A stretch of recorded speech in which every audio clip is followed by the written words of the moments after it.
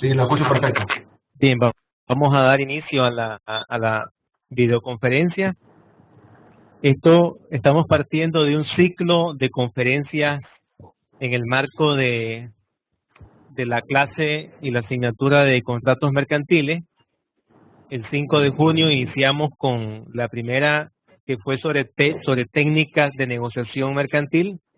Hoy continuamos con un tema muy importante, que es el contrato de suministro, enfocados en los hidrocarburos, con usted, ¿verdad? Como panelista y como expositor.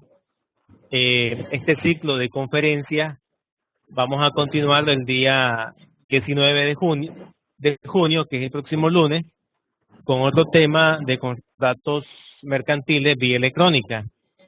Lo hacemos también pensando y considerando que la maestría en Derecho de Empresa no solamente lo puede hacer desde el punto de vista de la academia, al interno del contexto de cada una de las clases que se imparten en la asignatura, sino que también esta es una forma de cómo la clase, la asignatura y cada uno de los contenidos salen del enfoque académico a lo interno, y también se les imparte a los profesionales que ya tenemos graduados en la maestría. Llevamos 13 ediciones, vamos por la 13, la 13ª edición.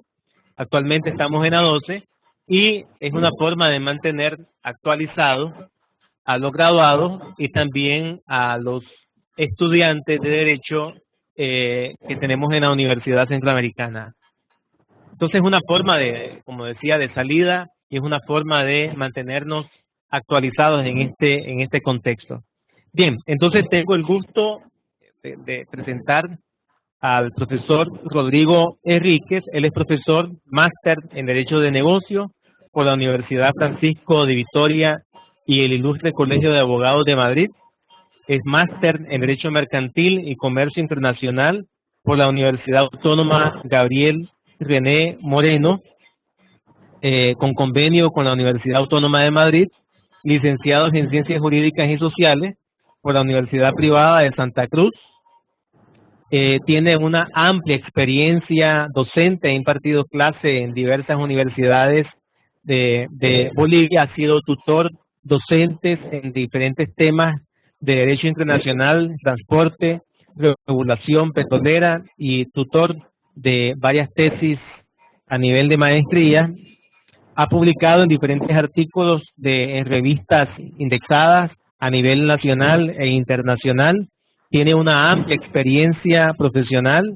Se ha desempeñado como asesor legal, en abogado en diferentes empresas, en despachos jurídicos, y pues actualmente se desempeña como profesional del derecho, y hoy en día, ¿verdad?, nos va a exponer este tema tan importante.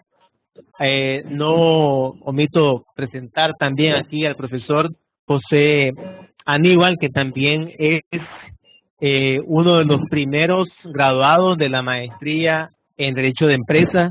Él estudió conmigo la primera edición de la maestría, y pues también tuve yo el honor de ser también compañero de clase en el año 98, 99, ya casi un poco más de 19 años, más o menos, ¿verdad? Así es que tengo el gusto de presentar a un compañero, amigo también, que tiene mucha experiencia en este ámbito. Él se quedará en calidad de moderador, porque es el docente que está a cargo de la asignatura, así que le concedo la palabra. Bueno, muchas gracias, Cristian. Muy buenas noches a todos, muy buenas tardes. Como bien decía Cristian, en el marco de la 12ª edición de la Maestría de Derecho a Empresas y dentro del módulo de contratación mercantil, identificamos en conjunto con la UCA una serie de oportunidades para combinar aquellos aspectos teóricos y prácticos que son requeridos en nuestra labor profesional. En ese sentido, conversamos sobre la posibilidad de llevar a cabo una serie de conferencias y nos enfocamos en 3 momentos, por decirlo así, de toda negociación mercantil. La precontractual, que es la que abordamos la semana pasada con Francisco González, que nos acompañó desde España, dándonos una conferencia muy interesante sobre técnicas de negociación. Cerraremos el ciclo con la aportación de las tecnologías en el derecho, ¿verdad? La utilización de los medios informáticos o de la tecnología de la información en la contratación mercantil. Y hoy día, que para mí es un honor presentarles a Rodrigo con una gran y una amplia experiencia, no solo por su capacidad profesional, sino porque es un verdadero amigo, uno de esos amigos que uno cuenta con una mano, ¿verdad? Entonces, para mí es un gran honor presentarles a Rodrigo con una amplia experiencia en el sector de hidrocarburos durante muchos años. Lo ven joven, es que estamos jóvenes, pero con mucha experiencia, Rodrigo, ¿verdad? Y escogimos el contrato de suministro de hidrocarburos en particular porque nos parece que es una contratación que engloba una serie de aspectos importantes dentro del derecho, como podrían ser el transporte, el marco regulatorio, seguro, licencias y otros que sin duda él abordará de forma muy particular. Sin más preámbulo, los dejo con Rodrigo. Rodrigo, nuevamente muchas gracias por tu tiempo, ¿verdad? Y por tu dedicación en esta conferencia. Bueno, primeramente quiero agradecer a la Universidad Centroamericana, la UCA, por esta oportunidad.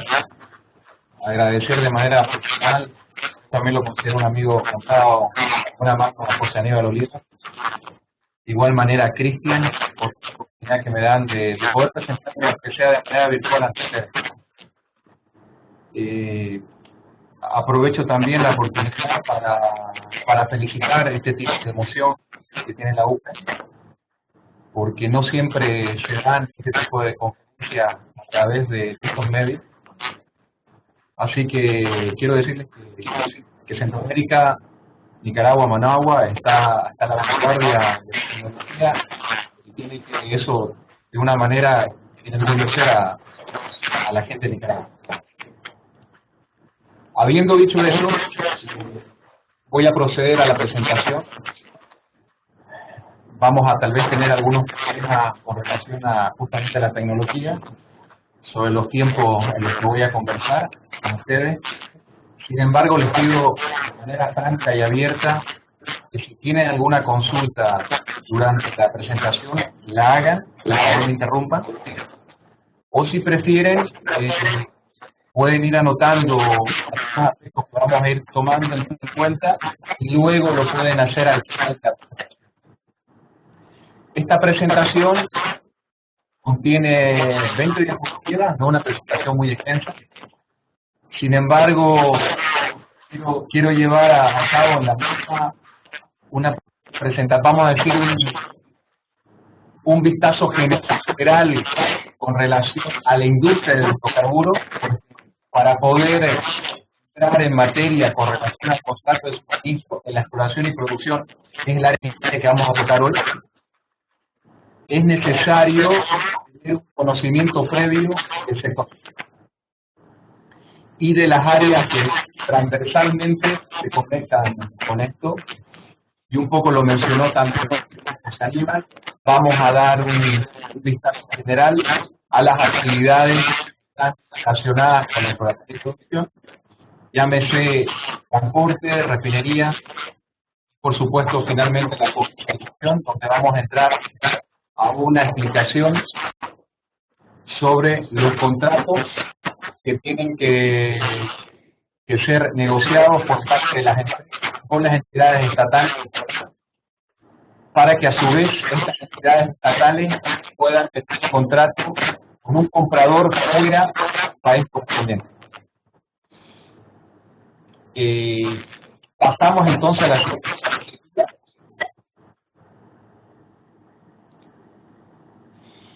Y lo que vamos a mencionar es qué pasa con los hidrocarburos, cuál es el interés de un hidrocarburo, luego cuál es la cadena de los hidrocarburos, es decir, cuáles son las actividades que están relacionadas con los hidrocarburos, y también el tipo de contrato para obtener licencias en exploración y explotación de hidrocarburos, porque lo veremos, hay un fenómeno relacionado a los de gobierno y a la moda vanguardista que está haciendo el gobierno estuviera. Y propiamente luego pasamos ya a la materia en sí, que es la especialidad de los hidrocarburos. Hay dos aspectos, que es la comercialización mayorista. Hay unos acuerdos que se en otros lados también se llaman acuerdos de hidrocarburos.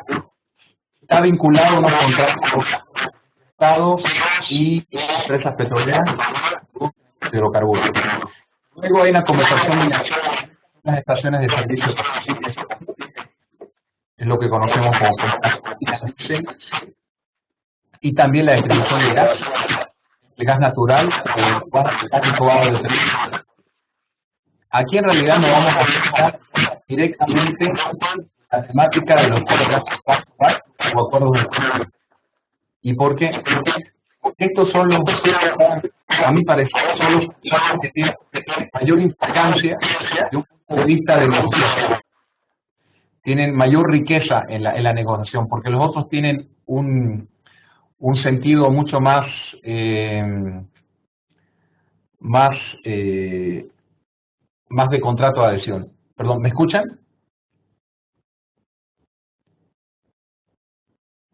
No estoy seguro si me están escuchando o tal vez se perdió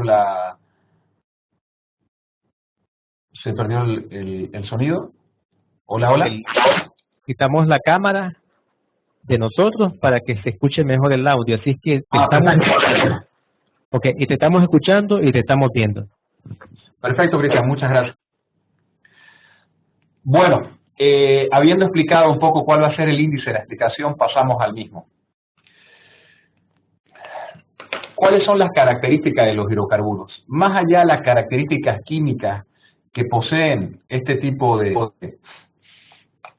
elementos, tenemos que ver cuál es el componente propio jurídico que generalmente está adoptado en cualquier tipo de legislación. Hablo de legislación a nivel de América Latina como también europeo.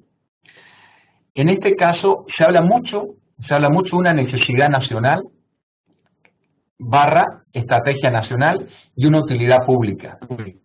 Y me voy a explicar un poco en estos dos conceptos.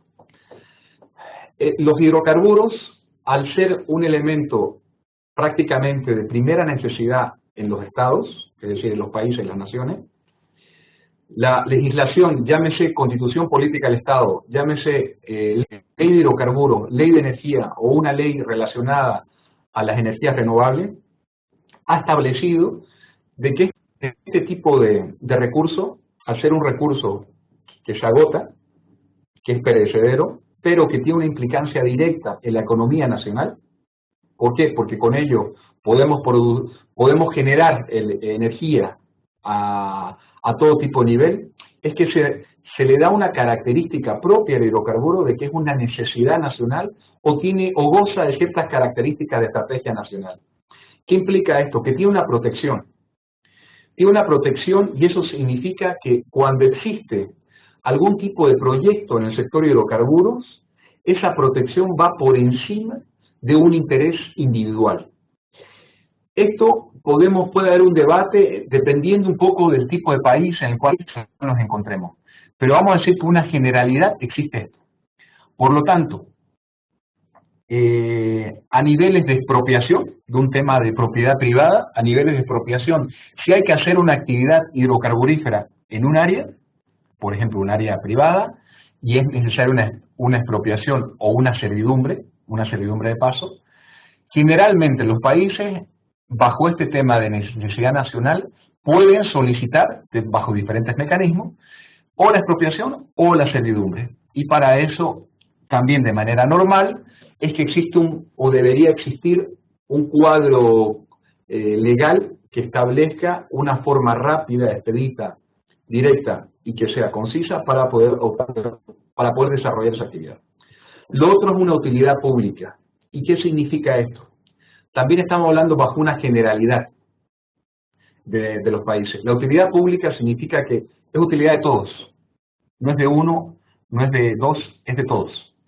Hay una colectividad, que hay un interés colectivo. Y como hay un interés colectivo, en caso, por ejemplo, porque ha pasado de que exista una huelga, un bloqueo en un proyecto hidrocarburífero, eso, también hablando de la generalidad, debería ser desbloqueado de manera inmediata o bajo mecanismos legales correspondientes, sea un amparo constitucional o incluso amparos que la ley establece, para poder destrabar esa situación. Entonces, vemos que estas características que presenta en sí el sector petrolero es muy importante. Es muy importante porque implica de que la generalidad, la colectividad, es decir, la comunidad en la cual se está realizando esas actividades, requiere ese producto, ese recurso de manera inmediata y prácticamente no puede dejar de subsistir sin él. Como hemos dicho, viene a ser un producto prácticamente de primera necesidad. Eso es un poco para que vean la connotación y la importancia del hidrocarburo.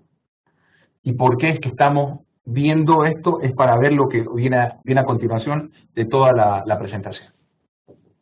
Otro tema interesante que se aborda de acuerdo a la perspectiva de cada país es el tema de la propiedad de los hidrocarburos. Perdón, aquí está, 2 veces pusimos veloz, pero lo que queríamos mencionar acá es que dependiendo un poco del momento en el que se encuentra el país o la coyuntura mundial, hay una nacionalización y hay una privatización de los hidrocarburos y se ha ido con eso jugando y ha ido evolucionando en la medida que han transcurrido los años y que ha ido políticamente cambiando los países y la coyuntura mundial con relación a este tema. A decir, tenemos en ciertos países que los hidrocarburos son de las empresas petroleras que los producen, y en otros países, sobre todo en el lado de América Latina, vemos que la propiedad de los hidrocarburos es inalienable al Estado. Es decir, no puede ser de un privado. Y con esto, ¿por qué es importante esto? Porque con esto podemos ver 2 tipos de comercialización de hidrocarburos. Podemos ver la comercialización, y en esto llámese a un nivel cuando uno saca el hidrocarburo como empresa, lo saca o a nombre suyo y puede libremente comercializar ese hidrocarburo de acuerdo a una reglamentación, a una supervisión y a una determinada regulación o no, si es que es un Estado libre, bajo un sentido más liberal, o estamos bajo una comercialización de la cual en realidad no es una comercialización como tal para la empresa, sino lo que tiene que hacer es la entrega de un producto, y ese producto al final es comercializado por el Estado, llámese a través de una empresa estatal, lo que se llama en la jerga de hidrocarburos una compañía nacional petrolera, para que esta compañía nacional petrolera pueda disponer de esos hidrocarburos a través de una reglamentación distinta.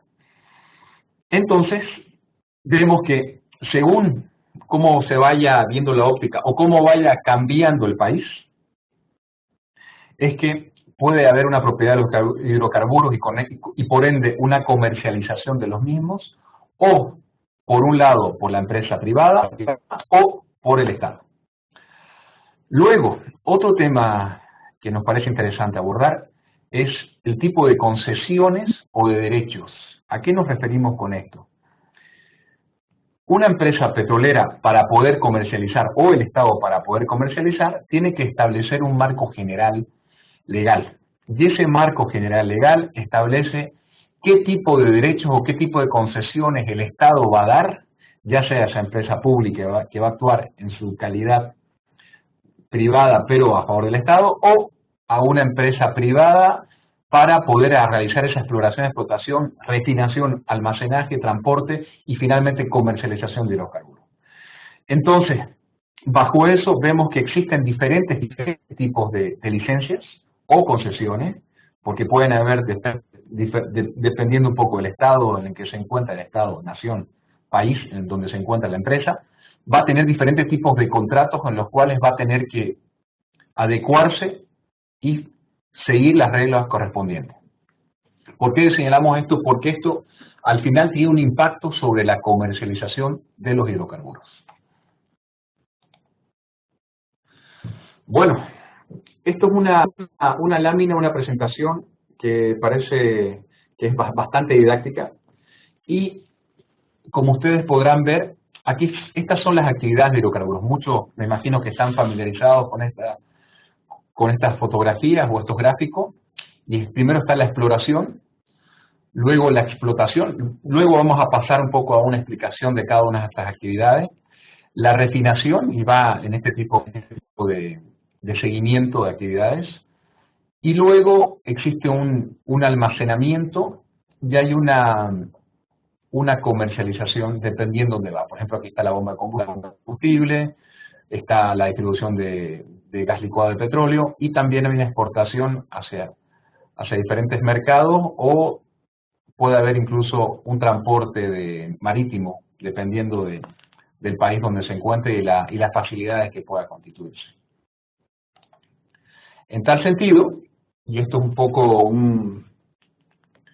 una gráfica también que continúa a la anterior, tenemos lo que se llama upstream y downstream. El upstream es la exploración, la exploración y la producción de hidrocarburos. Son los que se llaman las empresas, las major de exploración y producción. Es el corazón del negocio. Y luego existen ya empresas o actividades derivadas que vienen a ser la refinación, el transporte, hay diferentes tipos de transporte, y la comercialización propiamente. O sea que para llegar a la comercialización tenemos que pasar por todo este proceso previamente. Es por eso que es importante conocer cómo es el proceso para después poder entender por qué hay una comercialización y cómo se la tiene que dar.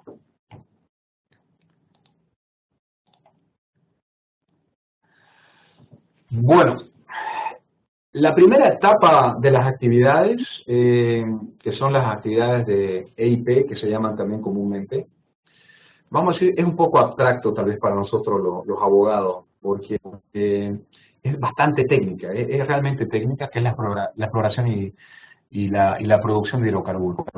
Por ejemplo, ¿qué significa la exploración?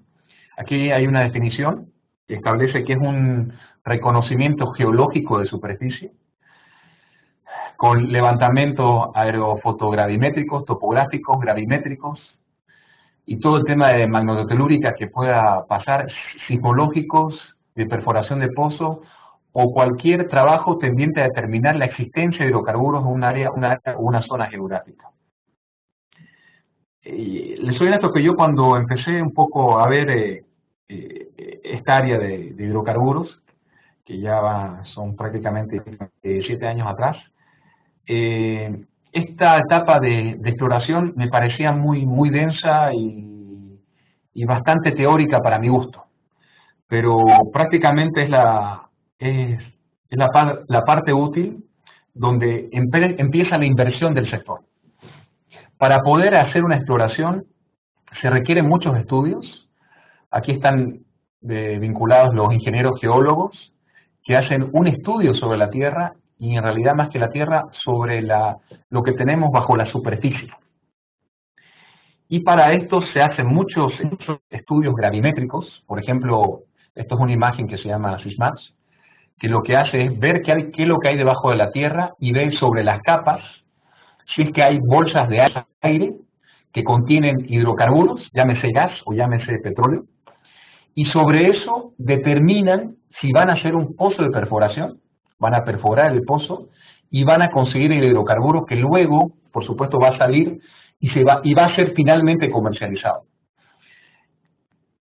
Parece una tarea simple, es decir, uno va, hace un pozo, ve más o menos donde podría haber un potencial hidrocarburífero y luego se hace una perforación de un pozo. Bueno, las chances para poder obtener o para tener éxito con relación a esto en las empresas más grandes de perforación y producción que se dedican a esto, estamos hablando de ExxonMobil, estamos hablando de Shell, estamos hablando de Total, es un 30% sobre la inversión que se da. Es decir, invierten 100 millones y 30 millones, vamos a decir, que van y pueden obtener un resultado útil.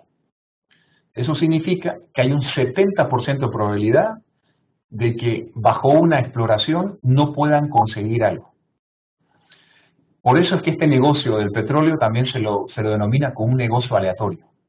Y también se lo denomina como un negocio muy rentable en la medida que uno pueda aguantar el otro 70%, tenga un colchón financiero, y o tenga muy buenos geólogos donde puedan ir sobre ese 30% y puedan obtener bastantes resultados con el mismo. Hay dos empresas que el año pasado invirtieron aproximadamente 2.000 millones de dólares en exploración. De esos 2.000 millones de dólares solamente pudieron obtener un 10% de éxito. O sea que demuestra de que por más que sean una compañía grande, una compañía extensa y que tengan mucha, pero mucha experiencia en esto, la exploración es muy riesgosa. Es muy riesgosa y no necesariamente trae consigo un resultado positivo. Eso, hace algunos años atrás, era bastante llevable, por denominarlo de alguna forma, porque existía un precio del barril que estaba por encima de los $80 del barril. Hoy está por debajo de los 50, entonces las empresas petroleras cada vez invierten menos en exploración o ven dónde donde otros han hecho exploración para poder tratar de llegar que ese 70% sea cada vez menos. Entonces, quería demostrarles esta parte de exploración para que vean que esta primera etapa, que parece muy simple, que es un tema de geólogos, que es ver dónde pueden tener una bolsa de gas o una bolsa de petróleo, puedan extraerlo y negocio redondo para todos. No necesariamente es así. Lo siguiente que quería mostrarles es la explotación, que consiste, que ya prácticamente teníamos, la primera era una campaña para determinar qué había debajo de la superficie. La segunda es, una vez que uno tiene ubicado el lugar, es hacer la perforación del pozo. La perforación del pozo, lo que se llama también planchadas de construcción, planchadas de camino, porque no siempre son lugares donde uno puede llegar fácilmente. Entonces, el desarrollo de unas instalaciones para poder extraer ese hidrocarburo y de esa forma poder tener el hidrocarburo ya en la superficie y tenerlo listo para poder producirlo y después poder transportarlo. Entonces, es una etapa más, pero quiero mostrarle, voy a volver acá, primero entro acá y después vuelvo a lo anterior. La etapa de exploración hay una evaluación preliminar, como dice acá. Lo que se hace es, se evalúan, se hacen estudios, se ve si realmente hay hidrocarburos en la exploración. Esto es un trabajo de 2 a 5 años, no es un tema de 2 a 3 meses, no es un tema de semanas, es un tema de 2 a 5 años para hacer una exploración. Generalmente los contratos petroleros tienen una extensión aproximada de entre 30 y 50 años. Y este es un trabajo entre 2 a 5 años en la exploración, la primera etapa. Luego se llama la apreciación, y aquí quiero comentarles por qué se llama apreciación. Está dentro de la exploración. Generalmente en la exploración se hace la sísmica o un estudio para ver qué hay debajo. Se determina qué es lo que hay, se perfora. Una vez que se hace un pozo de perforación, no termina ahí nomás el proceso, sino se hace otro pozo continuo a un reservorio para ver si ese reservorio realmente es un reservorio que tiene cuerpo, que es un reservorio que va a dar un determinado volumen, ya sea de petróleo, ya sea de gas, y sobre eso se hace un pozo de apreciación. Luego de eso se hace un desarrollo, que es esta etapa de acá. El desarrollo significa las instalaciones, ver cómo vamos a finalmente transportar o sacar a la venta ese producto. Y para eso luego se hace una producción, es decir, tenemos todo, tenemos las instalaciones y producimos hasta que el pozo termina, el campo petrolero. Es importante indicar que han habido también muchos casos donde se ha hecho la exploración, se ha hecho el desarrollo y se han dado cuenta que luego no existe un medio de transporte idóneo para poder sacar o no existe o por imposibilidades dentro de un determinado territorio, llámese un territorio indígena, un área protegida, no es posible transportar esos hidrocarburos, por ejemplo, por un ducto. Entonces, ese desarrollo queda hasta ahí, toda la inversión de exploración y desarrollo queda congelada por un periodo hasta que se pueda encontrar una alternativa que puede demorar hasta 10 años. Esto para demostrarles que este negocio es un negocio bueno, sin embargo, es muy aleatorio y dependiendo cómo se haya evaluado previamente ese proyecto de negocio para hacerlo una exploración, perforación y producción de petróleo, llega a un mercado correspondiente. Entonces, esto es todo la etapa de exploración que termina con la producción y después es prácticamente la vida de un contrato. Como dije, puede durar 30, 40 años. Y aquí habla de bandeja, es cuando ya está bajando la producción. Entonces, eso quería mostrarles. Para este lado, vuelvo a esta diapositiva. Estos son los tipos de contratos que existen a nivel mundial. Aquí está el mapa mundial. Hay tipos de concesión, son los PSC también, los que se llaman Production Sharing Contract, y los contratos de riesgo de servicio y lo que se llama mixto. Entonces, si ustedes ven, la mayoría de los contratos son los Production Sharing Contracts, que son los verdes, y los otros son los que son estilo concesión, por ejemplo, el modelo que hay en Estados Unidos y gran parte de América Latina. El contrato de servicio no es un orgullo, pero por ejemplo lo tenemos en Bolivia y también algunos estados de África. Ustedes dirán, ¿qué significa este tipo de contrato y por qué no nos muestran? Quiero mostrarles para que vean que hay diferentes tipos de licencias que se pueden dar en diferentes, dependiendo un poco del tipo de país que hay. ¿Y por qué? Porque, por ejemplo, tenemos los contratos donde existe un gobierno que es hospitalario, hay una concesión, es decir, una licencia, para que uno extraiga hidrocarburos y generalmente la empresa petrolera lo que hace es poder vender libremente ese producto. Se lo vende a la misma empresa nacional o se lo vende a diferentes mercados. Por ejemplo, cuando hay un gobierno que es hospitalario y hay también, o una compañía nacional que es hospitalaria, también hay algunos casos que son los que se llaman acuerdos de producción compartida o Production Sharing Agreement, en los cuales, vamos a decir, se va un mitad-mitad, tanto para la compañía nacional como para la compañía extranjera, y no hay un mecanismo regulatorio muy fuerte o muy extenso contra la compañía extranjera. Sin embargo, la compañía nacional recibe una producción que es bastante importante, no siempre va a un 50-50, pero hay una combinación de factores que hace que sea rentable tanto con la compañía nacional como para la compañía extranjera.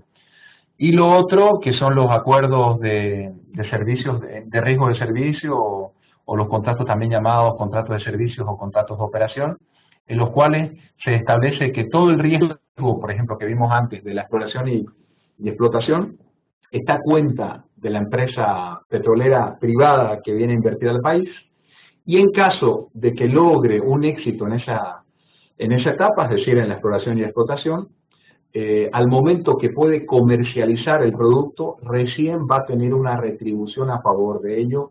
Es decir, todo el riesgo se le pasa al privado hasta el momento que comercializa.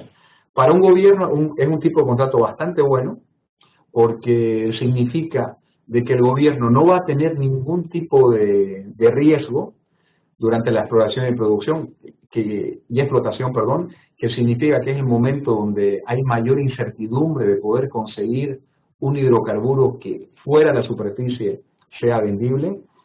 Y para la empresa privada es un mecanismo interesante en la medida que tenga el cuerpo técnico, financiero, para poder afrontar este tipo de mecanismos. No todas las empresas, incluso las grandes empresas, lo toman, porque es un contrato de servicio de riesgo, que tiene mayor riesgo, pero algunas lo hacen. Como les mostré en algún momento, hay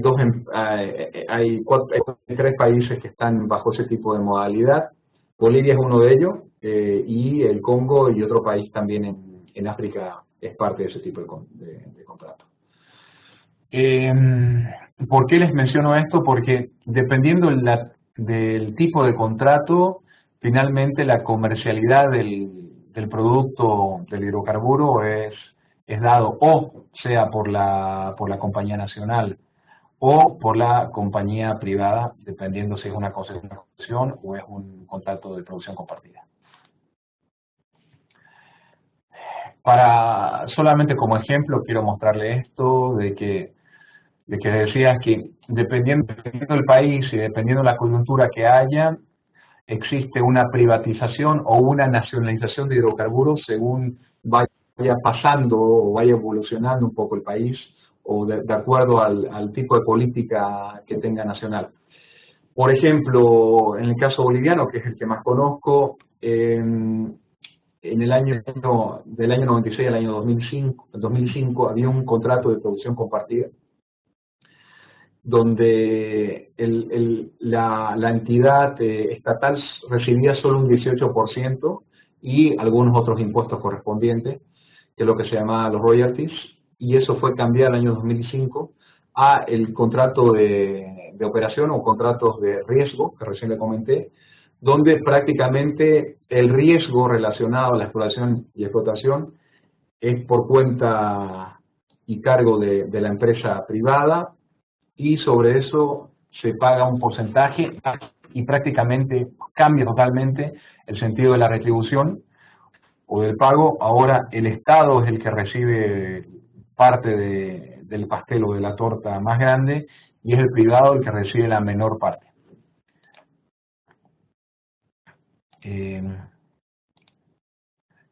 Esta es la parte que quiero comentarles. Por ejemplo, este es el valor de un pozo en producción.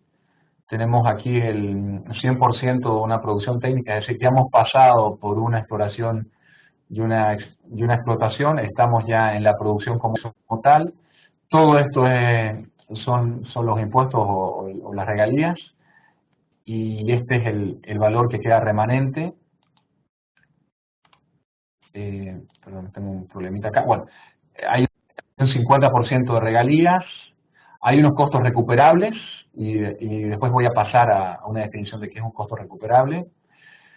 Hay una eficiencia sobre la distribución sobre los costos, y aquí también, bueno, lamentablemente no es muy buena la presentación, pero a lo que quiero decir es que finalmente los costos recuperables son lo que tenemos nosotros como costos como empresa para poder hacer la exploración y la explotación, y una vez que tenemos una producción donde este producto ya es vendible y se llega a vender, al final lo que se le retribuye a la empresa es los costos recuperables, es decir, los costos que implicaron la exploración y la explotación, más el costo final de venta del producto. Volviendo un poco a la presentación de antes, quiero mostrarles ya en qué estamos con la exploración y la explotación. Esto, por ejemplo, es una actividad de exploración propiamente, es una planta. Perdón, ¿me escuchan?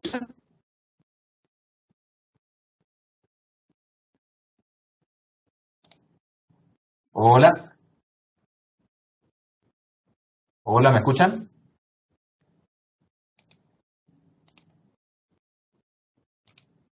Hola. Me parece que se perdió el contacto. A ver, un segundo. José.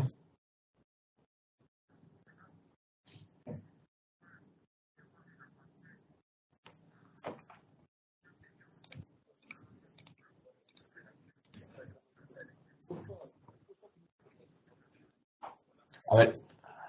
Aló, ¿nos escuchás? Ahora sí. Ok. Bueno, quería comentar. Sí, te comentaba que perdimos el audio justo en esta filmina que cuando explicabas la parte de cómo estaba conformado el valor del pozo y la producción. Ok, Exactamente. ok. Bueno, gracias, José. Gracias, Cristian. Quería comentar entonces de que más allá, voy a poner toda la presentación. Ahora sí. Cuando tenemos un 100% de la producción, es decir, cuando hemos pasado por la exploración y la explotación de hidrocarburos y ya tenemos un producto final, al final, vale la redundancia, la retribución que se llama del titular, es decir, de la empresa privada, son el precio del barril o el precio del gas, que ya está como producto final, más los costos recuperables. ¿Qué significa costos recuperables? Son los costos que la empresa privada invirtió para poder obtener ese producto fuera de superficie y prácticamente a la venta de un tercero, llámese un estado hacia afuera, por si es un mercado de exportación o si es un mercado interno hacia la misma empresa nacional petrolera. Entonces, esa es la parte que lamentablemente no escucharon, se la acabo de comentar. Y bueno, habiendo dicho eso, quiero pasar al anterior,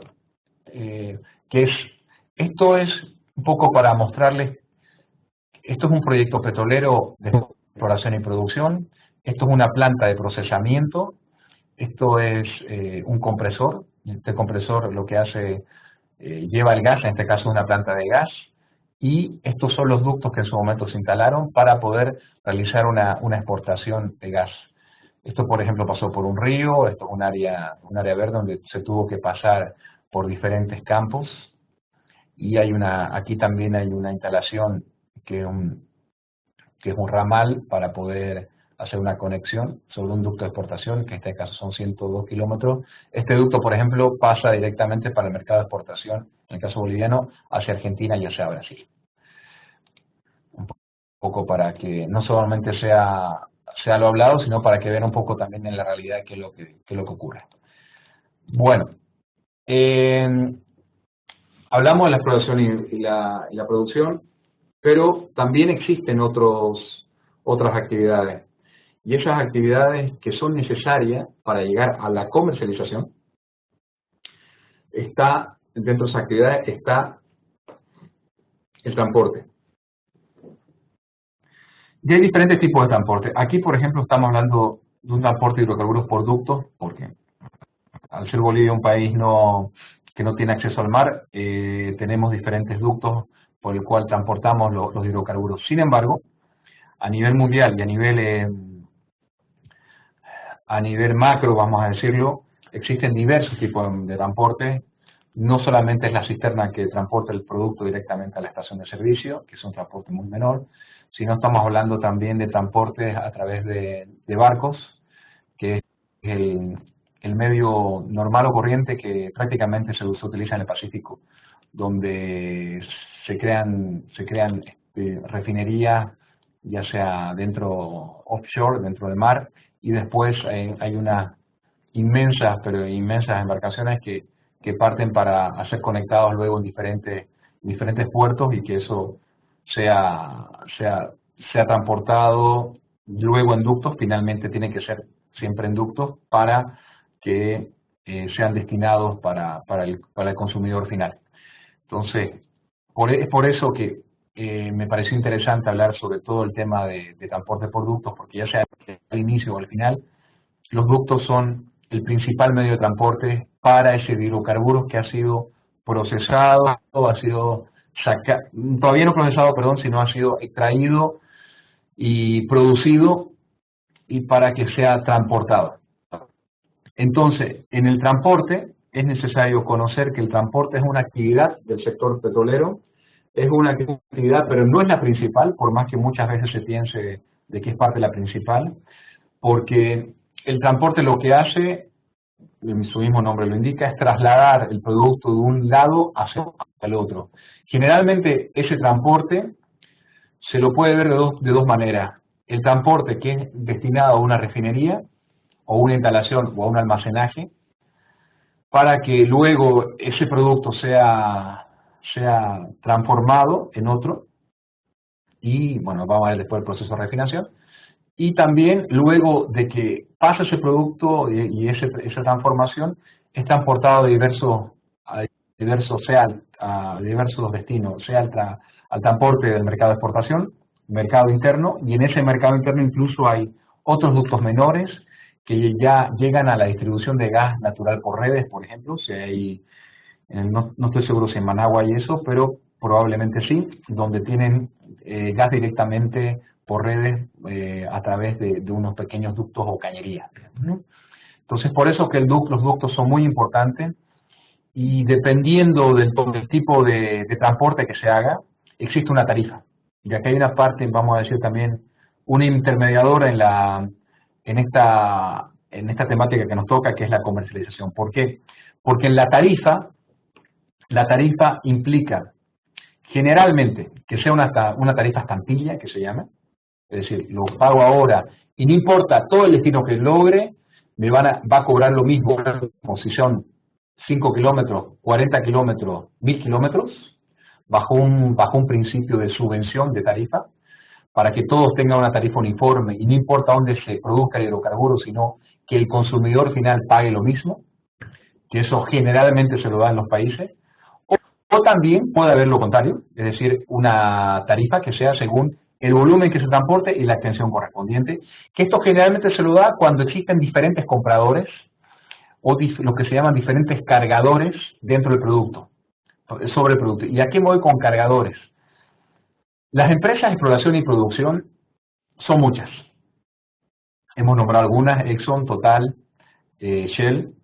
También hay otras menores que son grandes, también Repsol, Petrobras, Pemex, donde estas empresas lo que hacen es producir, y al momento que esa producción que hemos mencionado antes está dentro del ducto, se llama cargan su hidrocarburo dentro del ducto. Y para cargar ese hidrocarburo lo que se hace es como un medio de transporte normal, hagamos de cuenta que es como si fuera un bus, se suben a ese medio de transporte, entonces están cargando ese medio y tienen que pagar por esa tarifa. Pagan por ese billete, ese pasaje de bus, ya sea se bajan 2 cuadras más allá o se bajan al destino final, que es la parada final del bus, pagan lo mismo, o pagan según tipo de taxímetro, vamos a ponerlo en una jerga común, por extensión, por cuánto tiempo cuántos son los que suben, cuánto es el volumen que tienen, y por cuánto tiempo van a estar dentro de ese transporte. Entonces, todos esos cargadores, esos productores, se suben, se meten dentro de esa tubería y van pagando una tarifa correspondiente. ¿Qué puede ocurrir en esta tarifa correspondiente o en este sistema de transporte? Primero, que no todos puedan estar, porque es igual que un sistema de bus. Si todos se suben al mismo tiempo, seguramente no todos van a entrar. Entonces, lo que tiene que haber ahí, tiene que haber una política de libre acceso, y el primero que llega es el primero que se sube. No necesariamente es el primero que paga más, porque la tarifa es la misma. Si estamos hablando de una tarifa estampilla que se llama. O puede haber lo contrario, que el primero que paga y paga más es el que se sube, y si quiere está dentro de todo el volumen, el diámetro que tiene ese ducto, y puede estar dentro del ducto. Eso depende también de la regulación y el tipo de país y de política que se maneje. Generalmente en países de América Latina ocurre lo primero, es decir, una tarifa estampilla que se paga, no importa donde uno vaya, se paga una sola tarifa. Pero, ¿qué ocurre? ¿Cómo se puede ver de que no exista un abuso? Primero, por parte de la empresa de transporte, del transportador, que no de manera discrecional determine quién puede ir y quién no puede ir. Y segundo, lo que decíamos, cómo puede ir abasteciendo ese diámetro de ducto que tenga, y que al momento de que todos quieran ir, quién va primero y quién va después. Para eso es necesario tener un agente, una agencia, un ente regulador. con normas claras, con normas directas, con normas que establezcan además cuáles son el tipo de tarifas y el por qué existen esas tarifas. Y ahí está el tema de la comercialización también. Y esto es muy interesante de un punto de vista de agencia estatal de regulación, y es muy interesante también para las empresas, tanto que operan como la de transporte. Sin embargo, una vez que existen esas condiciones, prácticamente es un contrato de adhesión. Hay una etapa anterior que no hay una negociación como tal, pero sí hay una discusión abierta para establecer el tipo de tarifa y el porqué, el contenido de esa tarifa. Y me explico mejor y desarrollo más este concepto. La tarifa tiene que establecer bajo criterios, unos criterios de utilización, depreciación y valor de mercado con relación al tipo de servicio que se está dando. Si un ducto tiene un periodo de vida de 40 años, esos 40 años tienen que estar depreciados en esa tarifa, tienen que estar al final reflejados en esa tarifa. Tiene también que haber un mecanismo de operación de mantenimiento de ese ducto, tiene que también estar reflejado en esa tarifa. Y tiene que tener un valor que esté relacionado al valor final de cuánto vale el volumen de metro cúbico de gas o el barril de petróleo.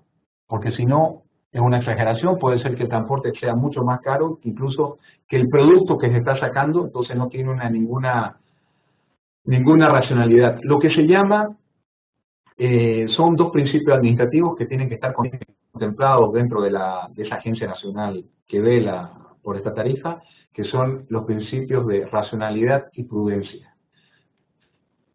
¿Qué racionalmente debe costar ese ducto y ese mantenimiento?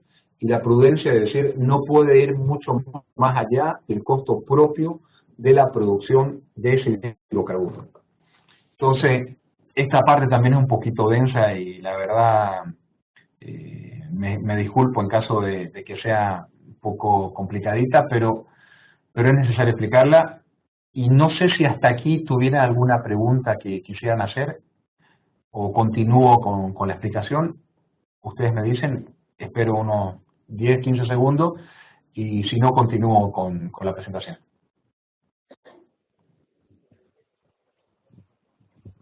Creo que mejor continuamos. Perfecto. Sí, continuamos y al final.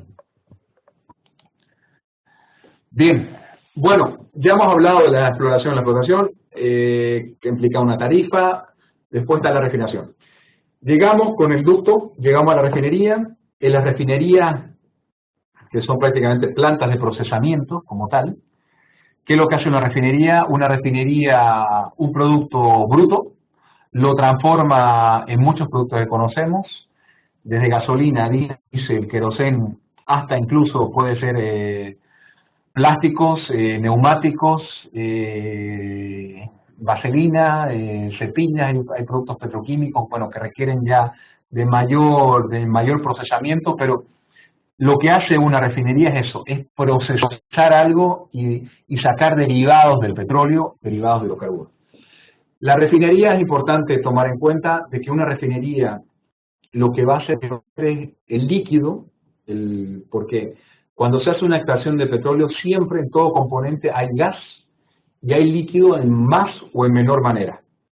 Un país petrolero por excelencia va a sacar mucho más petróleo como tal, pero siempre ese petróleo va a tener moléculas de gas asociadas. Entonces, sobre eso, en la refinería lo que van a hacer es apartar totalmente el proceso de gas, que para eso incluso llega antes porque hay plantas de procesamiento de gas, hay unas plantas que incluso están intermedias ante la refinería, y en la refinería establecen ya procesamientos de este líquido como tal, y lo que hacen es que bajo temperaturas altas sacan diferentes derivados. Esos derivados ya, dependiendo del tipo de mercado que exista, llámese gasolina, diésel, queroseno y por ejemplo, lubricantes,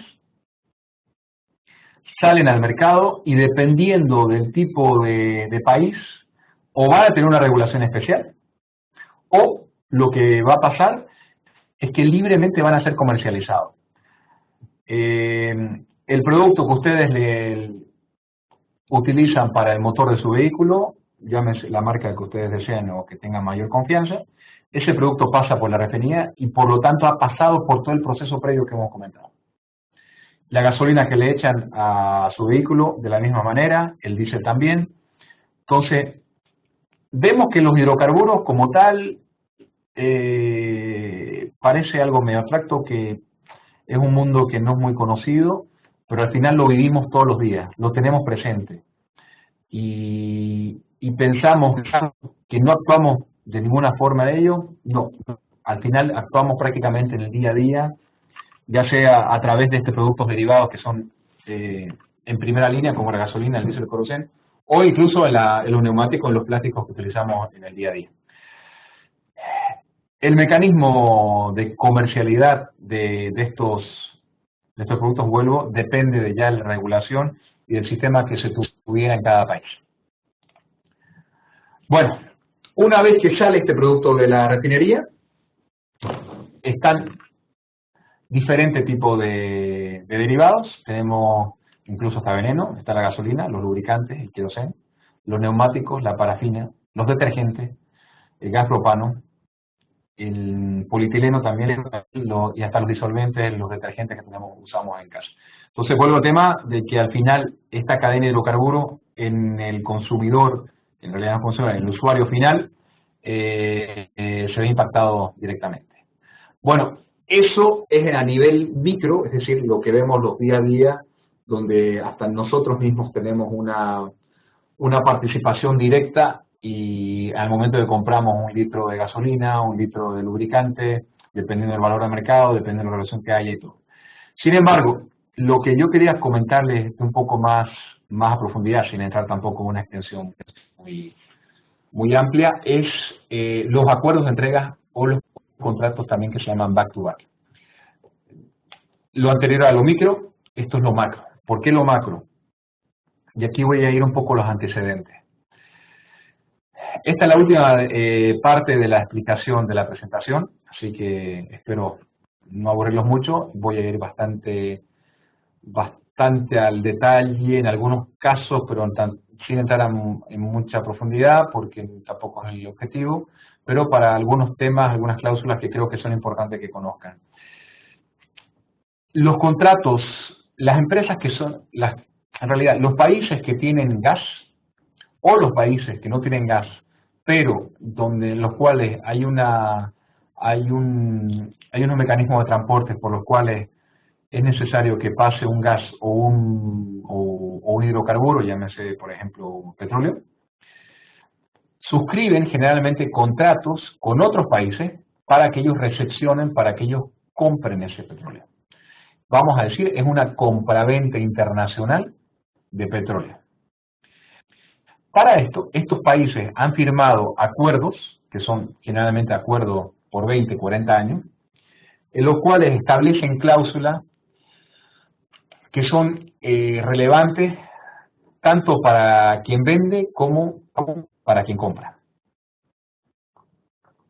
Un país que compra hidrocarburos generalmente lo hace porque tiene la necesidad de hacerlo, y por lo tanto, volviendo a la primera lámina que decíamos, es un producto de primera necesidad, tiene que, de manera estratégica, contar con un mecanismo contractual que permita tener un contrato firme, corpulento, para que durante los siguientes años, su país, su nación, su estado, y al final, por ende, su población, no tenga problemas de abastecimiento de ese producto. Entonces, es muy importante para el comprador, y para el vendedor es importante porque al ser un producto también de primera necesidad, que generalmente si lo tiene para la exportación es porque tienen demasía o porque lo puede comercializar, sabe que al otro lado hay alguien que necesita ese producto y que puede tener un negocio interesante por muchos años. Entonces, estos contratos generalmente tienen cláusulas de revisión de tarifas, dependiendo cómo se haya negociado, pero generalmente lo tienen. Sea porque hay fluctuaciones, para o bajar la tarifa o para subir la tarifa. Luego, otro punto interesante es que hay contratos que se llaman en firme y otros contratos que se llaman interrumpibles. ¿Qué significa esto? Hay contratos en firme, que significa que uno tiene que dar un volumen comprometido de gas, por ejemplo, de X, que tiene que darlo todos los días, todos los días, todos los días. Y en caso que no lo dé, hay una penalidad hacia el vendedor. Y el comprador, por otro lado, tiene, por más que no tenga necesidad de adquirir ese volumen diario, tiene que comprarlo. Y si no lo adquiere, igual lo compra. Es lo que se llama una figura o una cláusula take or pay.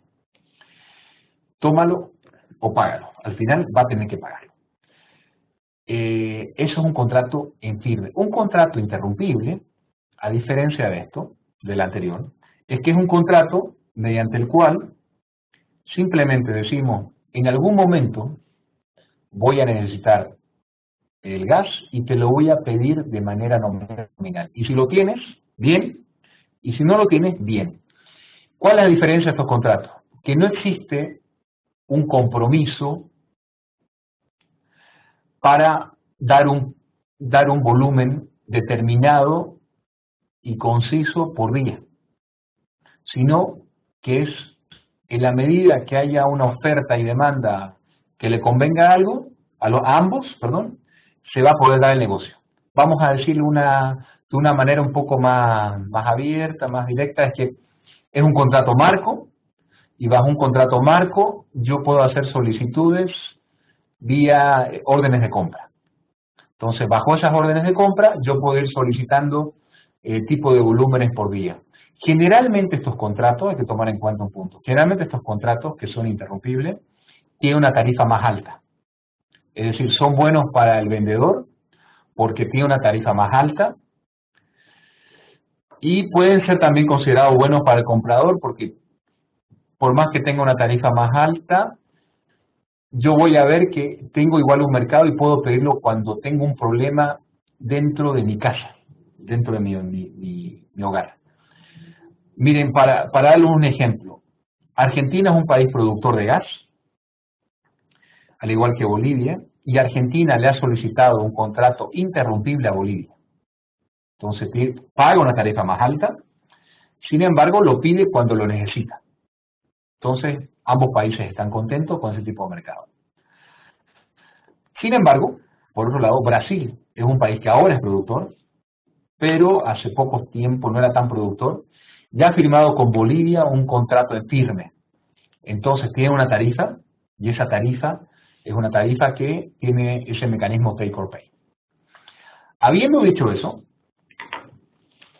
esos contratos que son macro, que son a nivel país-país, tienen un reflejo hacia adentro, es decir, hacia las empresas productoras de petróleo, que como han visto todo el mecanismo, ya lo han visto todas las actividades, se tienen que traer ese producto y recién van a obtener, en algunos casos, una rentabilidad una vez lo venden, se lo entregan a la empresa nacional. Lo que ocurre es que estas empresas productoras de hidrocarburos firman un acuerdo similar, de similares características que la empresa productora firmó con su par al otro lado, es decir, al otro lado del país, llámese la empresa estatal del petróleo en Brasil, Petrobras, o la empresa nacional de energía en Argentina, que es ENARSA, por dar un ejemplo, mediante el cual establecen tipos de penalidades y tipos de compromiso. Entonces, habiendo dicho eso, voy a pasar un poco a las cláusulas que establecen estos contratos. Por ejemplo, este punto es importante, ¿por qué? Porque estos acuerdos de entrega o back-to-back, ¿por qué es back-to-back? Porque es el reflejo de lo que se ha visto en el otro, me lo entregan a mí y yo tengo que respetarlo. Generalmente estos contratos son un reflejo de los Gas Supply Agreement. Entonces, están las partes, que es la empresa se llama titular, que es el contrato, la empresa productora, con la empresa nacional petrolera que ha firmado, y los antecedentes es que el contrato de compraventa, por ejemplo, de Petrobras con YPF, que es la empresa boliviana, Y hay un contrato de operación para el campo suscrito por YPFB y el titular. ¿Qué significa esto? Hay un antecedente del contrato que firmó la empresa nacional boliviana con su par en Brasil. ¿Para qué se dice eso? Porque el objeto es establecer la forma en que la empresa privada le va a otorgar a la empresa nacional boliviana unos volúmenes de entrega. Por eso es un acuerdo de entrega. Entonces, aquí, bueno, hay todo un tema, una cantaleta de por qué lo que ocurre, pero al final es un tema de volúmenes y la regulación que hay.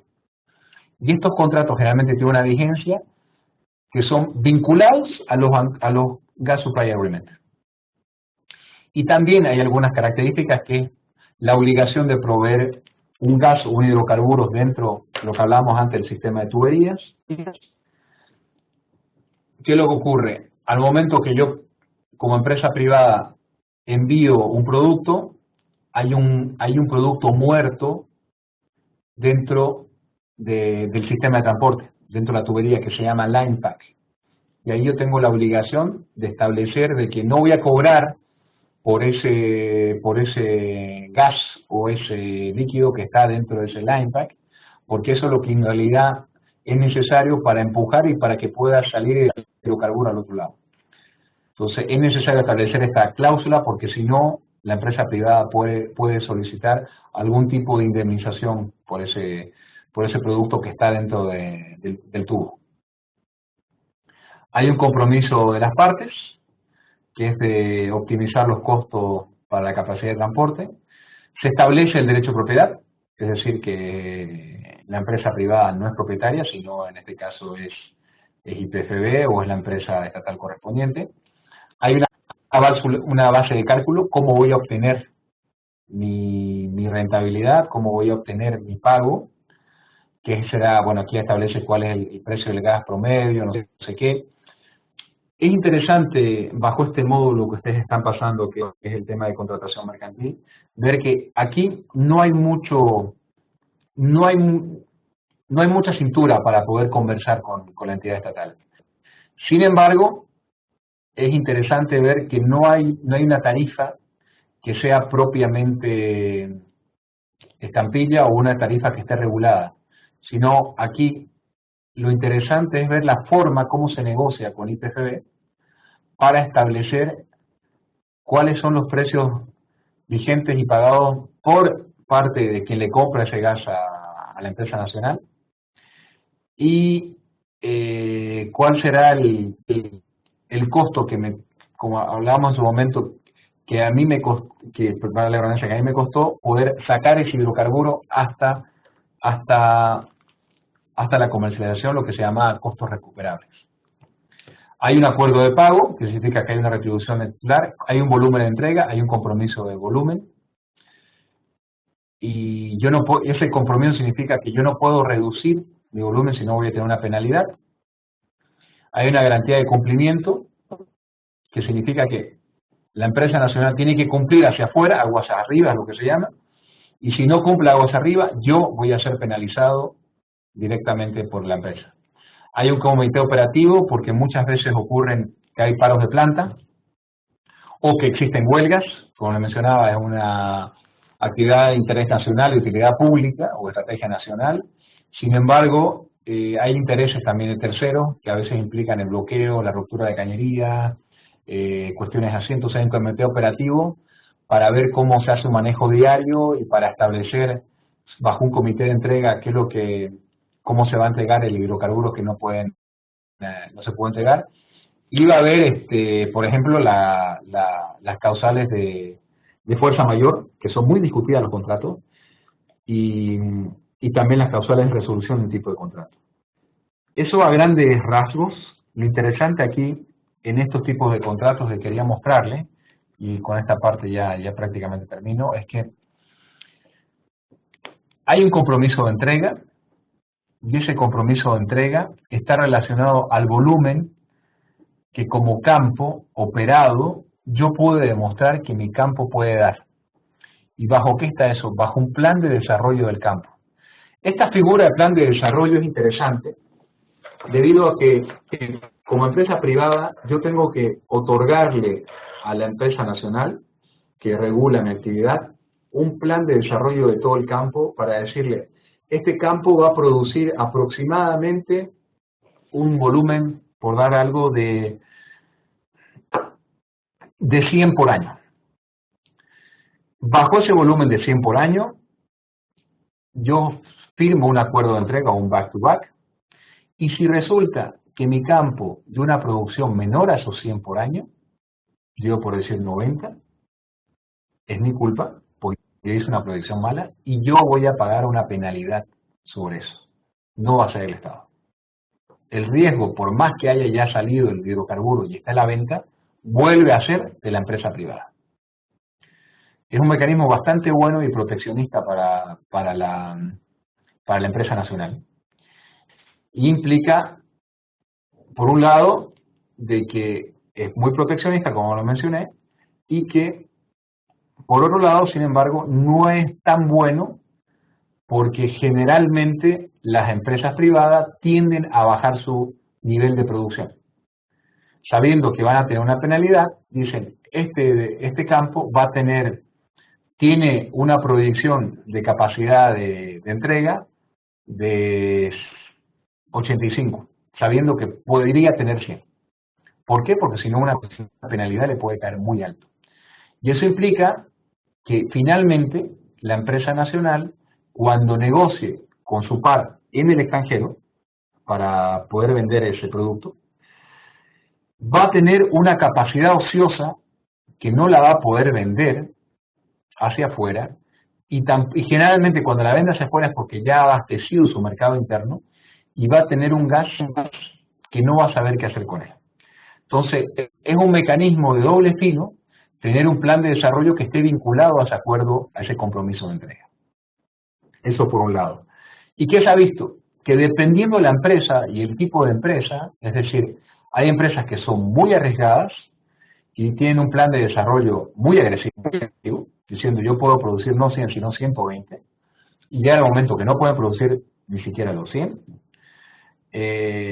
están ahora bajo una penalidad muy fuerte.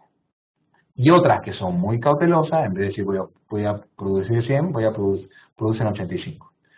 Eso al final aparentemente no influye a la empresa nacional, que es muy proteccionista, es cierto por un lado, sin embargo, deja un mercado importante para el país, para cualquier país, hablando de cualquier tipo de país, para que esa producción pueda ser exportada y pueda tener una retribución al final la población que se traduce en un beneficio para todos.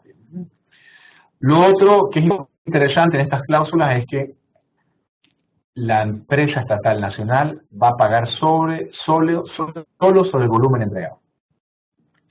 Si hay un volumen comprometido que, como dije, es mayor, la empresa no puede pagar sobre eso, no puede pagar sobre algo ficticio, sino sobre lo real, sobre el objetivo, lo cual está bien. O sea, tiene que ser solamente sobre el volumen que le está entregando.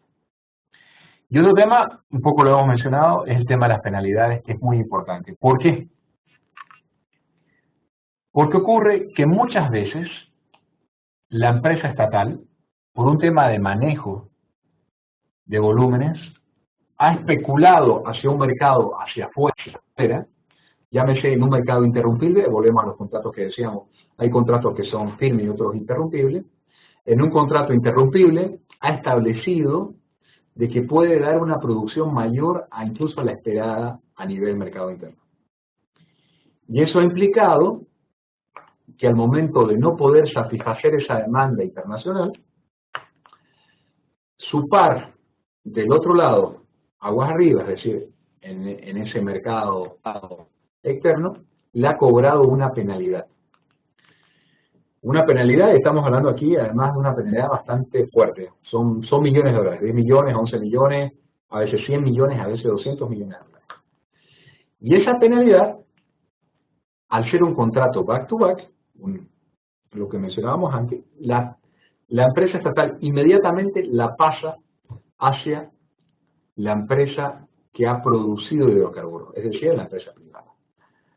La empresa privada revisa qué es lo que ha hecho, cuál ha sido su compromiso, y muchas veces esas penalidades no las acepta. Y otras veces sí.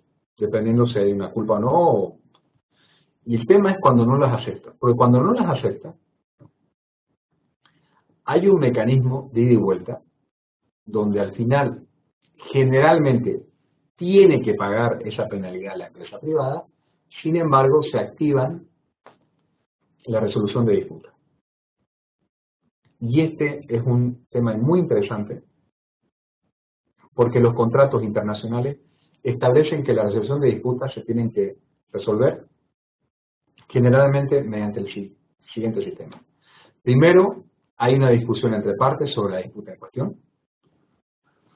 Luego, si técnicamente o si es que hay mala fe entre las partes, no llegan a un acuerdo, se llega a unos niveles de máxima autoridad ejecutiva entre las partes, llámese director general de una compañía versus director general de la compañía nacional o Ministerio de Hidrocarburos incluso, o Ministerio de Energía o Ministerio del ramo correspondiente.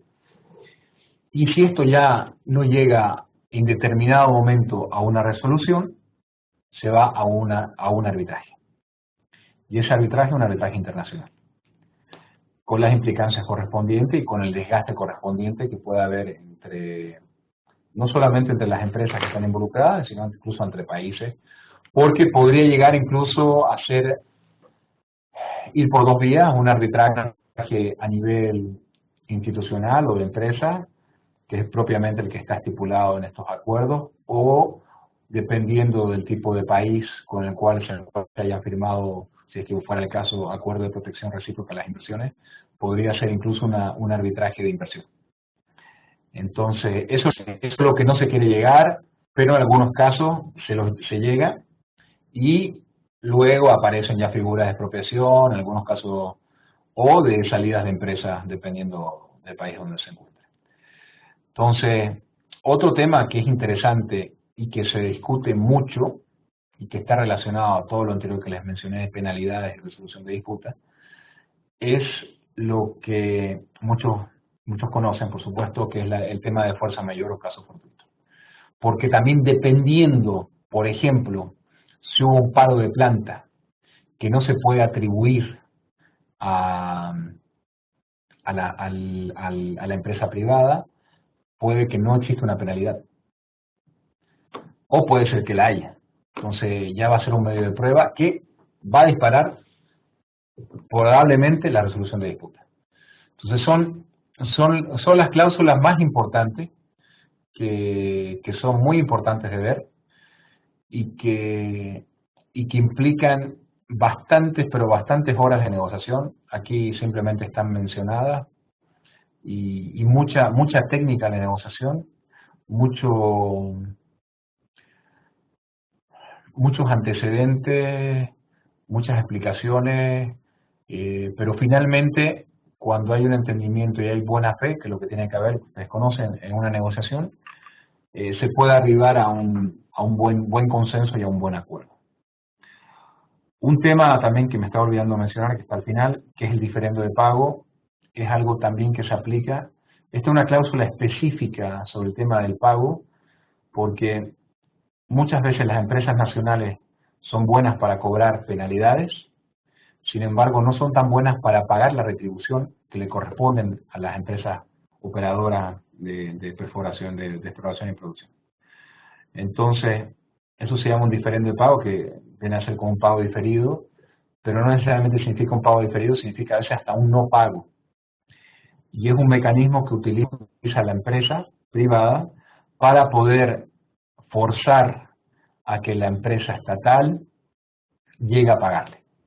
Y se traduce prácticamente en un mecanismo de mediación entre las partes, donde incluso puede haber un tercero, un perito que establezca, dependiendo sea un diferendo de pago, porque hubo una buena fe, pero al final hubo una confusión en el cálculo, puede ser un peritaje, pero, sin embargo, si hubiera un tema que es ya un no pago, el caso puede irse directamente a una resolución de conflicto, una resolución de disputa, con todas las connotaciones y todo el procedimiento que les expliqué anteriormente. Entonces, recapitulando, estas son las cláusulas más importantes. Esto es lo interesante de estos acuerdos entrega o back to back, que además están reflejados también de la misma forma a nivel internacional entre empresas estatales, nacionales, tanto que compran como que venden hidrocarburos. Y bueno, prácticamente es eso, y es un poco lo que quería mostrarle en esta presentación. Bueno, muchas gracias, Rodrigo. Muy amplia y muy enriquecedora tu exposición. Vamos a pasar a un periodo de preguntas y respuestas. Por acá tenemos una.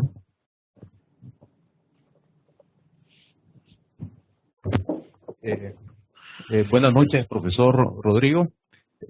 Muchísimas gracias por la excelente ponencia, de verdad que nos ilustra y nos informa pues sobre un tema tan trascendental, tan relevante, que, como usted lo ha señalado, tiene que ver con muchos factores de la vida social y económica. Es decir, porque el tema de los precios de los hidrocarburos está presente en la estructura de costo de los bienes y servicios, ¿verdad?, que produce una nación.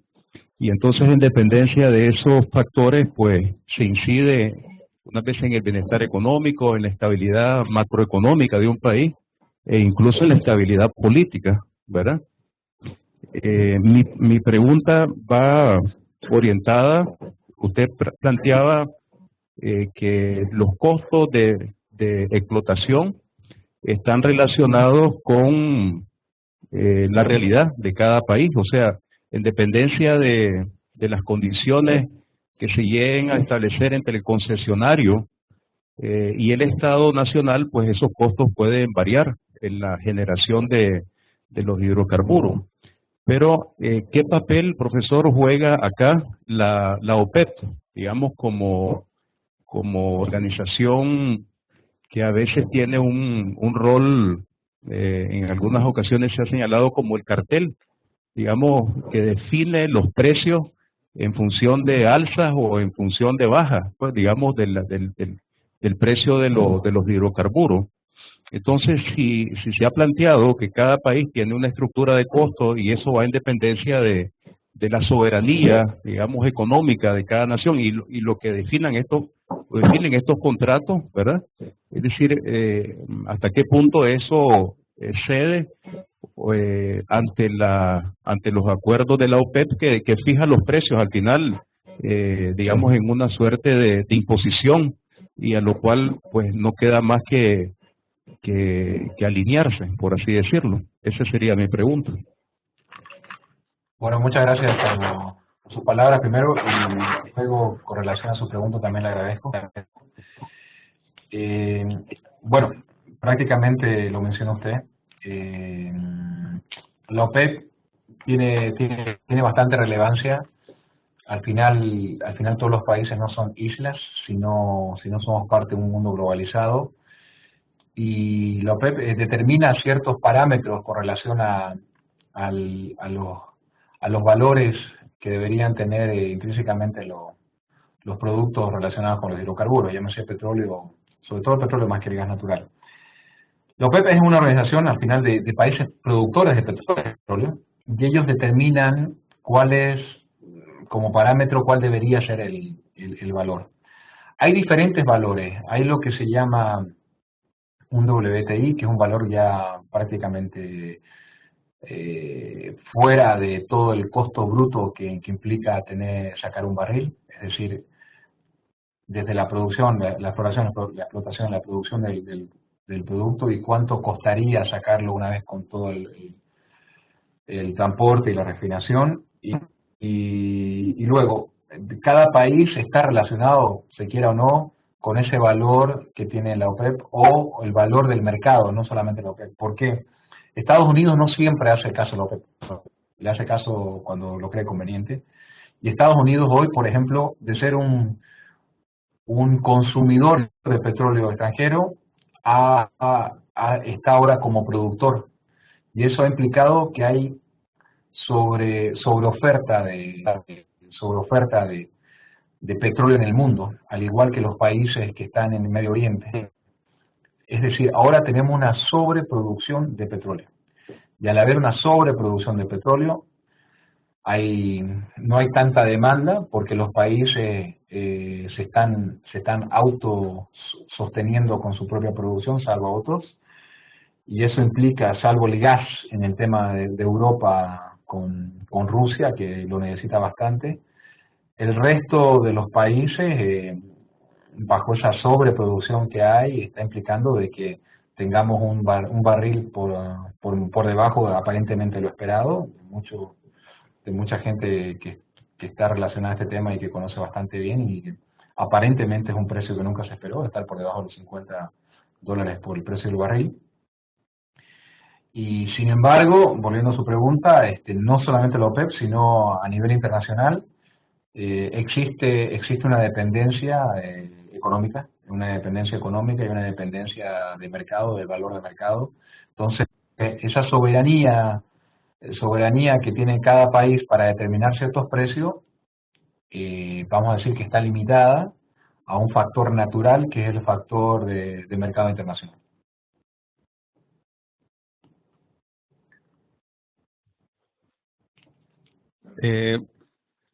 Buenas noches, profesor Rodrigo Enríquez. Víctor Hugo III, quería hacerle una pregunta. ¿Qué impacto tendrá en el marco jurídico que nos estaba explicando la explotación de hielo combustible anunciada por el gigante asiático de China? Bueno, muchas gracias por su pregunta. Ya tiene un impacto, yo diría, más a nivel, más que jurídico, tal vez económico. De un punto de vista así jurídico, lo que le puedo decir es que todas las energías nuevas, o mejor dicho, el petróleo tiene una fecha, o los recursos naturales que conocemos hoy, el gas y el petróleo, tiene una fecha de expiración. Aparentemente tenemos 20 años máximo, donde estos productos van a ser, tal vez no del todo agotados de manera física, pero van a ser cambiados por otros productos, por una energía más sustentable, una energía más sana y más amistosa o amigable con relación al medio ambiente, que es la energía eólica, es la energía renovable, no renovable como ocurre. Entonces, eso está de la mano con relación a ese tipo de, lo que usted me acaba de mencionar, está de la mano a ese tipo de coyuntura que se va a dar. Eso lo dicen los expertos, pero los expertos a veces se equivocan, porque se equivocan también con el precio del petróleo. Así que este mundo de los hidrocarburos es un mundo bastante aleatorio, donde no siempre 2 más 2 es 4, un poco como el mundo del derecho. No siempre 2 más 2 es 4. ¿Digamos? Entonces, de un punto de vista jurídico, me parece que los países a la vanguardia y que están, sobre todo en temas de Estados Unidos y la Unión Europea, está modificando ya su marco jurídico para regular este tipo de actividades. No tengo ninguna duda que una vez que eso esté plasmado en estos países, luego esto se va a ir replicando en los países de América Latina.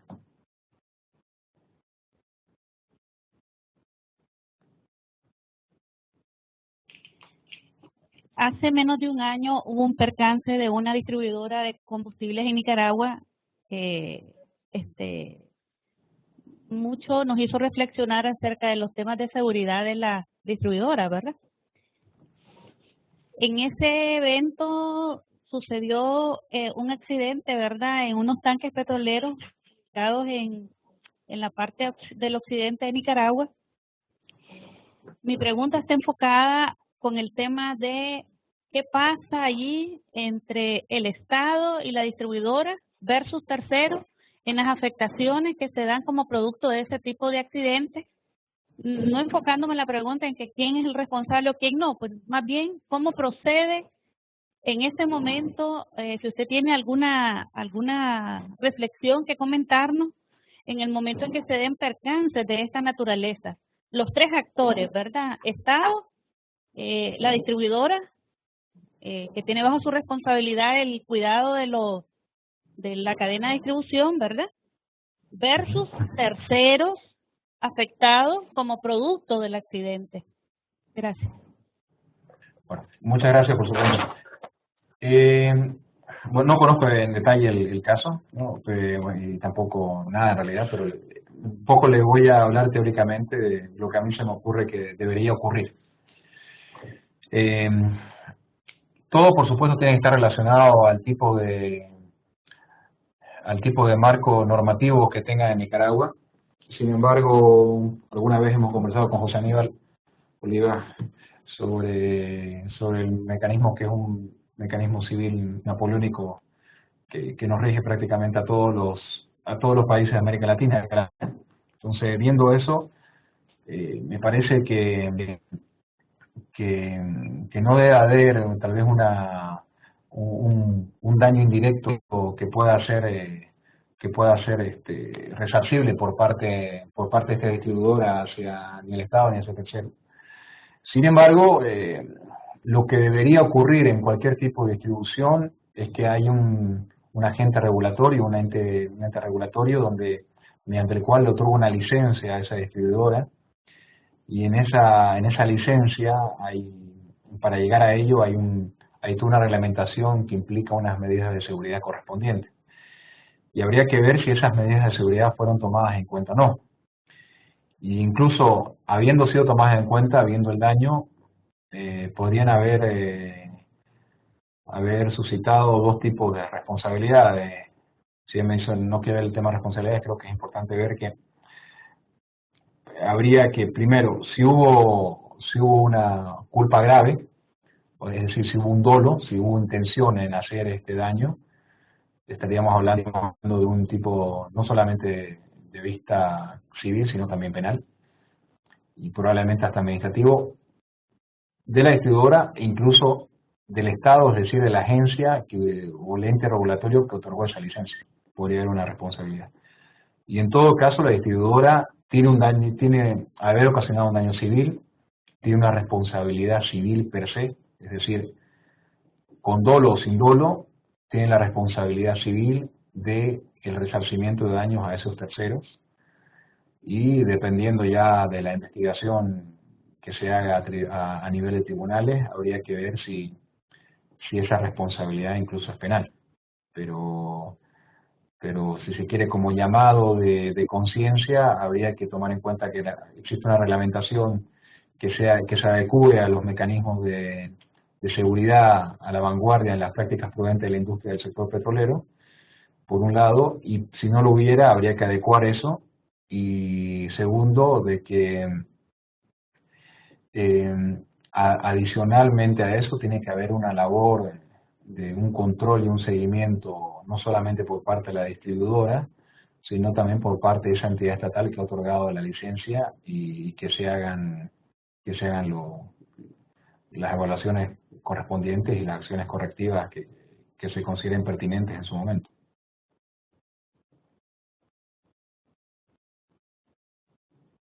Sí, buenas noches, doctor Rodrigo. Mario Sandino. En este sentido, creo que mi intervención va a dar un poco de aporte a la pregunta anterior de la compañera Yosara. Revisando la ley de explotación y declaración y explotación de hidrocarburos, a mí me llama la atención el artículo 11. En Nicaragua establece que sin importar, sin distingo de la naturaleza de las partes que intervengan en esta contratación, se consideran como una sociedad privada, sin importar si estamos hablando de entes públicos. Siempre se va a considerar que estaríamos hablando de una contratación privada, con todas las especialidades que el caso requiere. Pide que se ofrezcan garantías, se consideran que son socios con responsabilidades ilimitadas. Y entonces, a mí lo que me gustaría que ustedes, ¿qué opinión le merece a usted el hecho de que consideremos de que si son sociedades privadas, de carácter privada, ¿qué opinión le merece el perder el carácter de público para intervenir en este tipo de contrataciones? ¿Y considera usted que es positivo o es negativo en torno a las afectaciones que puedan desarrollarse? Gracias. Gracias, Mario. Quiero entender un poco el planteamiento. Voy a desarrollar un poco respuesta y si no doy en el clavo, como decimos, por favor le pido que nuevamente intervenga para volver al tema. A ver, bueno, no conozco el artículo 11 de la Ley de Exploración y Producción en Nicaragua, sin embargo, de un punto de vista, vamos a decir, corriente de la industria, es normal que una empresa estatal actúe bajo sus dos capacidades, es decir, bajo la capacidad pública y bajo la capacidad privada. Y eso, desde mi punto de vista, no resta, sino más bien ayuda a contar con una empresa o con una entidad que pueda actuar bajo las dos formas, sin que implique que sea irresponsable hacia la sociedad, o no debería serlo. Para esto, mi reflexión es que debería existir un marco normativo, y aún existiéndolo, no solamente que exista el marco, sino que haya un seguimiento sobre la actividad que realiza esa empresa.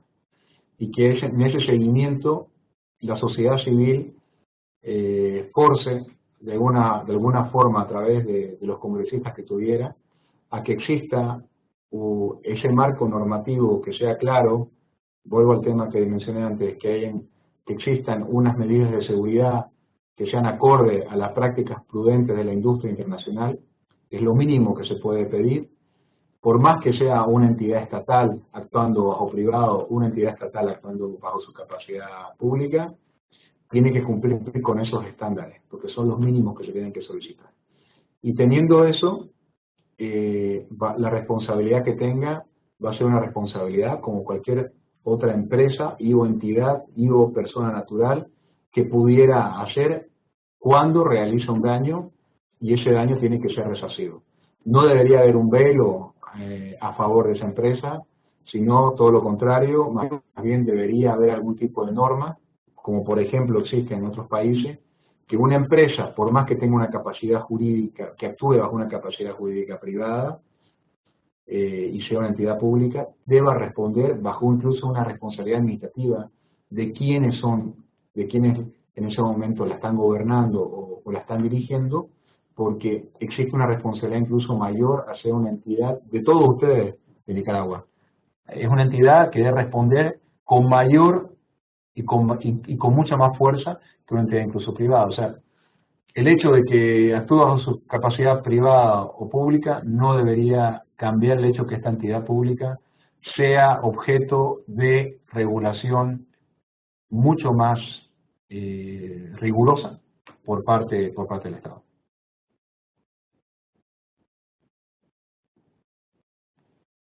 Bueno, gracias, Rodrigo.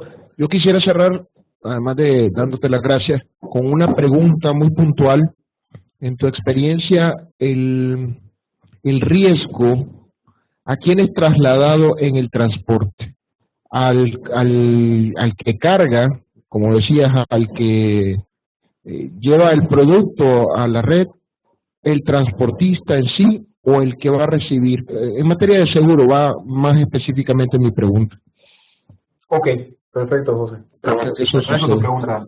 Es un buen punto para que no menciona mucho, pero que no menciona en realidad, hay que decirlo.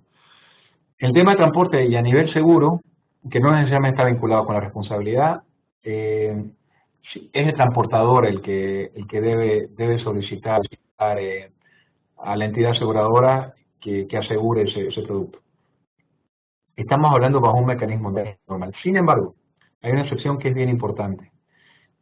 Nuestro ordenamiento jurídico, cuando hablo de nuestro, hablo de los países que siguen el Código Napoleónico, porque esto se basa bajo la ley francesa y por ende también bajo la ley española y lo que muchas veces hemos conversado, José Aníbal, con relación al sistema jurídico que tenemos en nuestros países.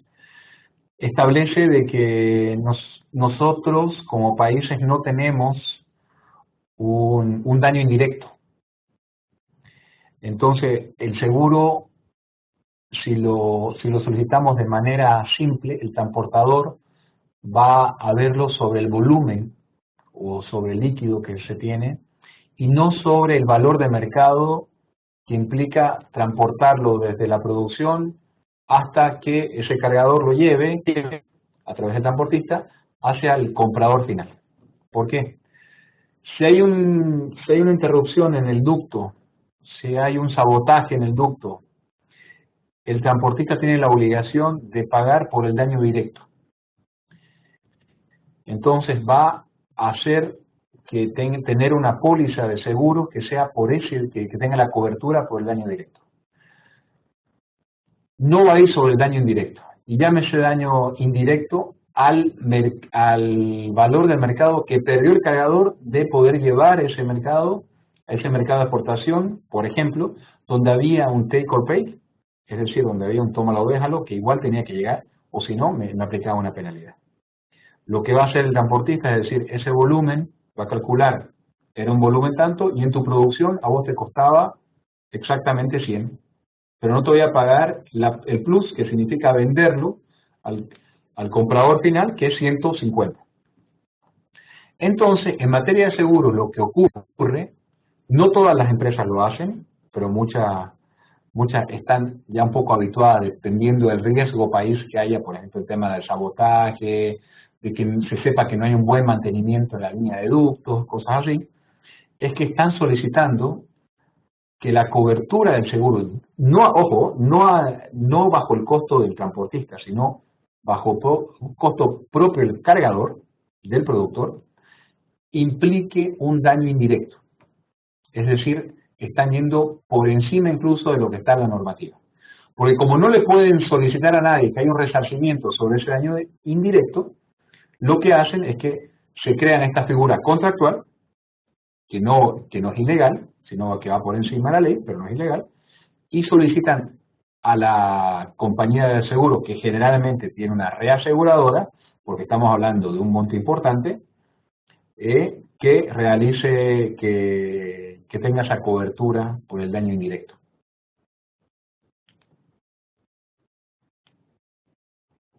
Ya, muchas gracias, Rodrigo. Creo que cada vez que tenemos un ciclo de conferencia, un tema, hay muchas dudas que van surgiendo en el camino, y yo creo que este tema ha dado origen a un sinnúmero de preguntas que vi muy motivado al público presente, y ahí quedaron todavía algunas, ¿verdad?, que preguntas por hacer.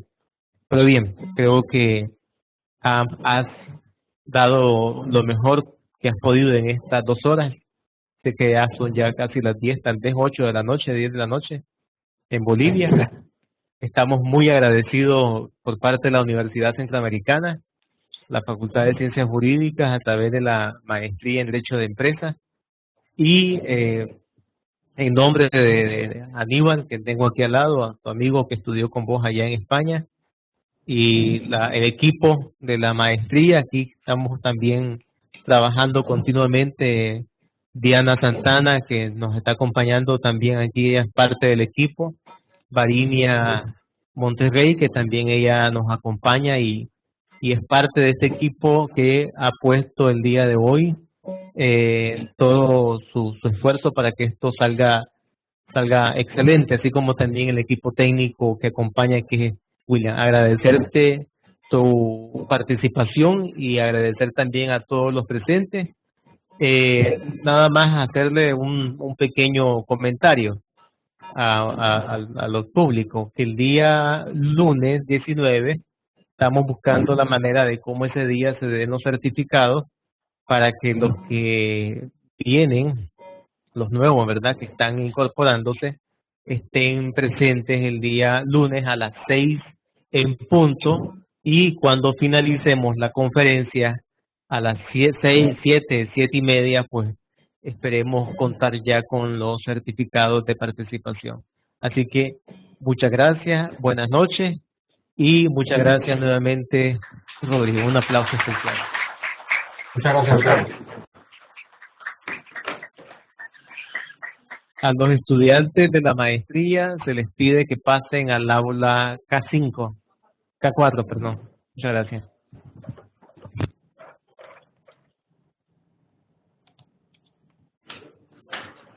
Bueno, muchas gracias, Rodrigo. Hasta luego. Gracias, José.